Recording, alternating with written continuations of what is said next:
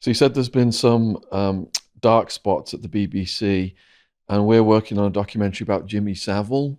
Oh, What are your thoughts on BBC's relationship with Jimmy Savile? Did they enable that behaviour, do you think, by protecting him for so long? in fairness to the BBC, where Jimmy Savile is concerned, I ran across Jimmy Savile Oh, once, did you? many years ago. Uh, I was at a reception, he was there, and somebody said that they were going to introduce me to him. And I didn't know who he was at the time. And I looked over and I saw this greasy, stringy haired weirdo in a shell suit, reeking sort of, just repulsion at every turn.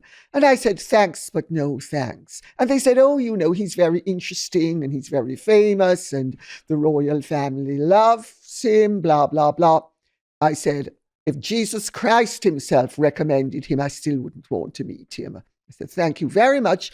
I just found him utterly repellent. And I never met him. I think, in fairness to the BBC, nobody knew what he was.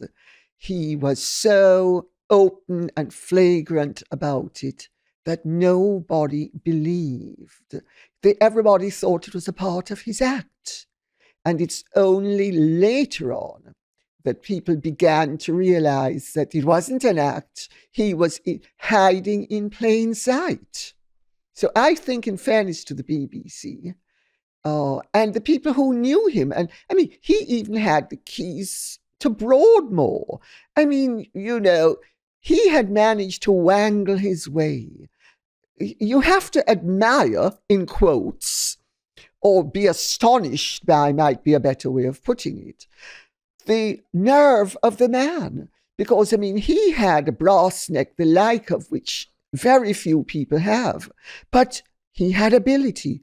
He had the ability to con, and he conned. Don't you think it's a fair assessment? Yes, and we've had to ask ourselves how he got access to the highest levels of royal circles, including he was brought in as a marriage guidance counsellor, wasn't he, when for Princess Di? And we've traced it back to Lord Mountbatten. Do you think it would be an error of judgment of Lord Mountbatten to allow Savile into the royal circles? Well, again, I don't think that Lord Mountbatten or anybody else knew what he was up to. It's he was so flagrant about it that everybody thought he was joking, because he was always joking. But and people thought, oh, well, if he's saying it, it's one of his jokes. But he was intermingling truth with jokes. Right. I don't blame Lord Mountbatten. And also, I have to tell you, I've noticed over the years that people come out of nowhere and they are embraced because they are regarded as having a gift, an attribute, a talent. And I think that's to the good. And, the good old days of, say, when my father wouldn't allow us to go to parties unless he knew the father or the grandfather, are over, thank God. And I think you let in all sorts of people in the hope that they are going to actually be what they represent themselves as being.